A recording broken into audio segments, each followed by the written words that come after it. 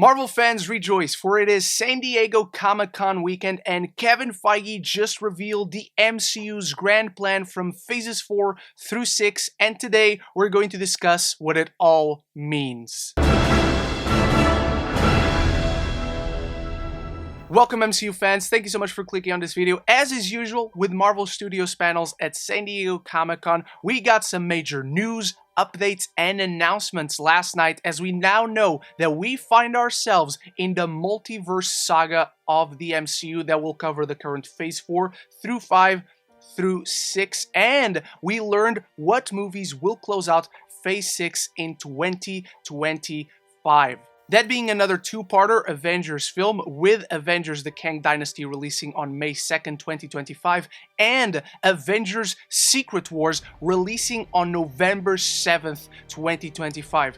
These two movies are major on their own, as they are closing out the Multiverse Saga and closing out Phase 6. What is also interesting, however, is that now clearly we're positioning Kang as the big bad of this entire saga of the MCU, but also Phase 6 begins in November 2024 as the Fantastic Four have a release date. We'll be able to see the MCU's version of Marvel's first family debuting in theaters on November 8th, 2024, and knowing from the comics the relationship that the Fantastic Four and Kang the Conqueror share, this makes things very interesting.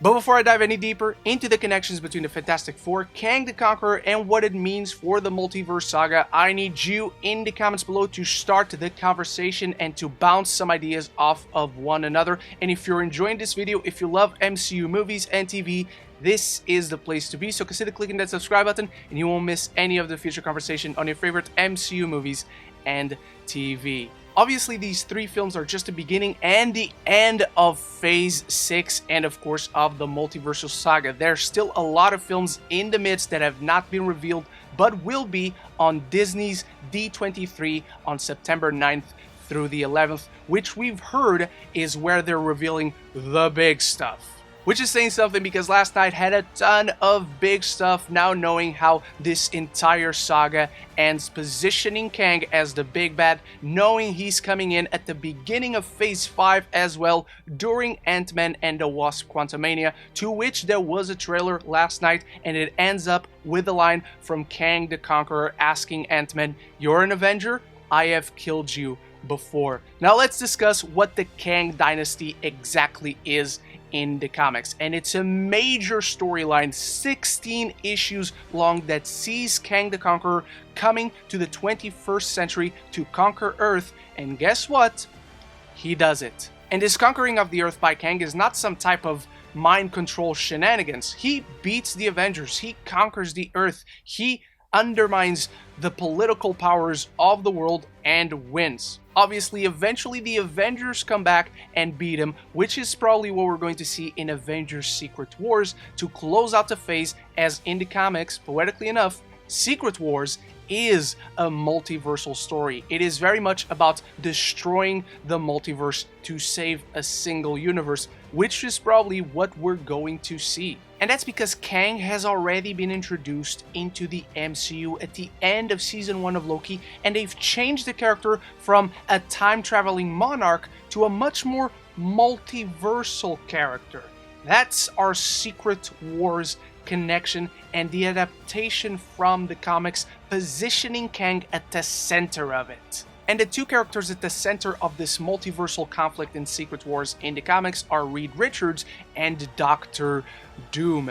Two major characters that are going to be introduced at the beginning of Phase 5. I do believe the MCU is going to shift Doctor Doom into Kang the Conqueror and have him go bout to bout with Reed Richards, because at the core of Secret Wars, it's a very intimate story about two lifelong rivals. And in the comics, Kang the Conqueror is a long descendant of Reed Richards. His real name is Nathaniel Richards. In the comics, Reed Richards and Doctor Doom are positioned as two geniuses with directly opposing views on how to save the world, or in this case, the multiverse, which highlights the humanity in both of them. In Reed Richards, we see someone who descends into emotionless calculation without his family as a support system, and in Doom, we see someone who rejects his own humanity in order to achieve his perceived destiny. This can very well be translated into what we already know to be Kang's